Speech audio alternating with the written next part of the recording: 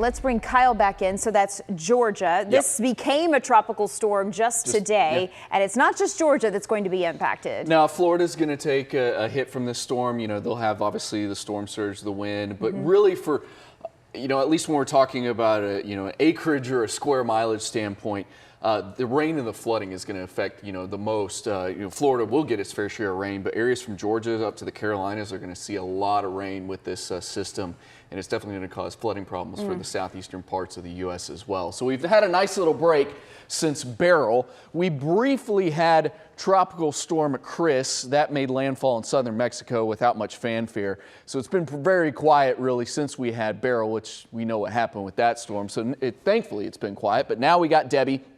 It's between kind of Key West and Havana, Cuba at the moment. Tropical storm, wind speeds of 45 miles an hour, gusting to 60, moving northwest at 14. So it's going to stay out over the Gulf for the time being, but that's going to kind of turn toward the northern part of Florida there, intensifying into a hurricane, 85 miles an hour before it makes landfall in northern Florida. But then it's going to kind of slow down and just slowly meander along the coast of Georgia, along the coast of South Carolina, and just actually could even end up kind of making a loop somewhere across Georgia or South Carolina, weakening as it does so, but still going to have a lot of heavy rain falling with underneath that storm. If it was moving a lot quicker, then the rainfall totals would be lower, but they're not going to be because of the slow movement of that storm.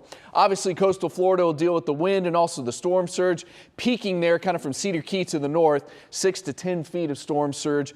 Tampa to Sarasota could pick up about 3 to 5 feet, and South Florida, it's about 1 to 3 feet or so. But here's what I was talking about. Parts of southeastern Georgia, the Carolinas, it's a foot of rain. I've seen even some rainfall projections up to 20 inches in places. 8 to 12 inches of rain for northern Florida, 4 to 8 inches kind of from central to western Florida, the western coast of Florida as well. So the storm makes landfall on Monday sometime in northern Florida, but the rainfall and the flooding potential will continue through a good chunk of this upcoming week. This storm will not affect us in any way, shape, or form. We're going to be quiet as we head through the late night hours tonight. Tomorrow there might be a pop-up shower storm across southern North Texas, but I really don't see much happening tomorrow. Most of you will just be hot. Well, everybody's going to be hot, but almost everybody will be dry. Humidity won't be too terrible tomorrow as we end the weekend, 99 for the high, but then come back to triple digits. 101 on Monday, and then the humidity starts to go up. And by Wednesday, it's 104 with a heat index of 107. 104 is also getting a little close to record territory because the record is 106 set back in 1988. And you can see those triple digits sticking around late week and even into potentially next weekend as well. It's dry and less humid tonight, though. 76 will be your low. Tomorrow morning really shouldn't be that terrible because the humidity won't be too bad. And then tomorrow afternoon it'll be dry. It'll be hot with light winds, 99 for your high, an ozone action day. Remember, our normal high at this point in the summer is 97. So tomorrow, 2 degrees above normal, and then it's back to the triple digits as we talked about. Anything higher than 102 is the hottest day of the year so far. So we've hit 102. That's the hottest we've been.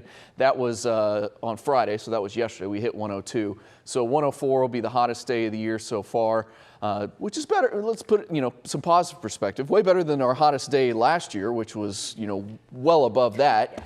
And then back to school Monday. Some of you are back to school Tuesday. Some of you are back to school Wednesday. Doesn't really matter which day you're back to school because the forecast is basically the same for all three of those days.